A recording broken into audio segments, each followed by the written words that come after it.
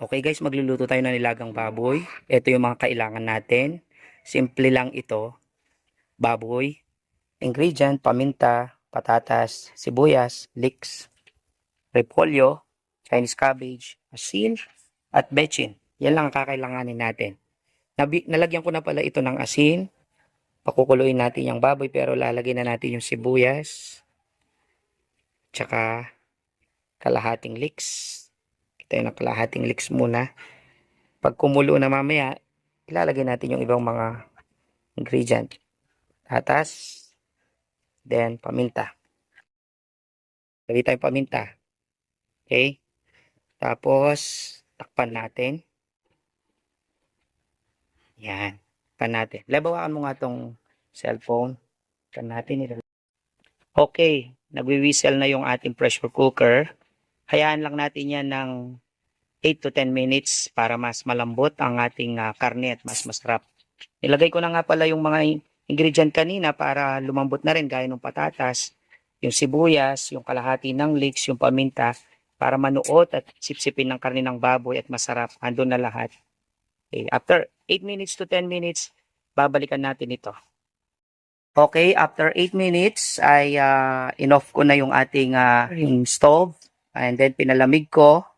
Ngayon ay itutuloy natin yung pagluluto sa ating nilagang baboy. Madali na lang ito, mga 5 minutes na lang ito, luto na. Ang gagawin natin, ilalagay ngayon natin yung cabbage, repolyo, tsaka yung natitirang leeks sa ating nilagang baboy. Yan. Okay.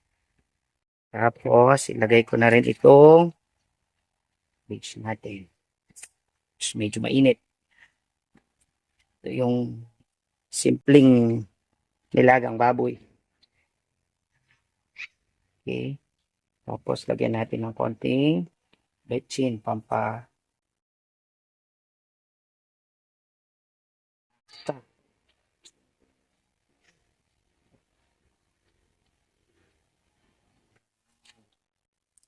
5 minutes, luto na to. Okay. After 5 minutes, ayan na ang ating nilagang baboy. Luto na siya. I-off ko na yung ating stove. I-off ko lang dito sa ilalim. There you are. And then, tuwan na tayo. Oh, ano? Baboy natin. Ayun.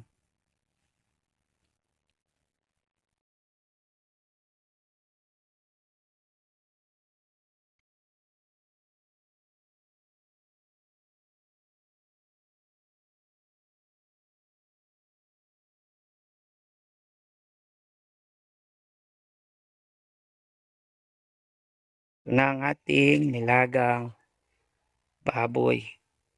See? Na ang ating nilagang baboy. Naglagay na lang tayo ng sabaw. Ganyan lang ang pagluto ng simpleng nilagang baboy. Okay, sa susunod ulit.